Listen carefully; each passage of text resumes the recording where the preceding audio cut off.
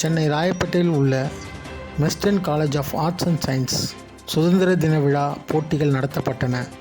இப்போட்டிகளில் சென்னை மற்றும் சுற்று வட்டார பகுதியைச் சேர்ந்த 30 பள்ளிகள் ஆர்வத்துடன் கலந்து கொண்டன.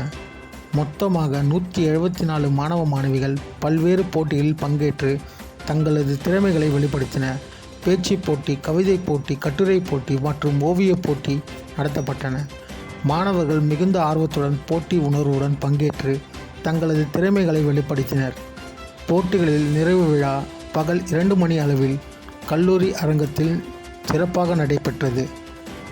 நிகழ்விற்கு அருட்தந்தை லூர்துசாமி சூசை தலைமை தாங்கி மாணவர்களுக்கு ஊக்கமளிக்கும் வகையில் தலைமை உரை வழங்கினார்.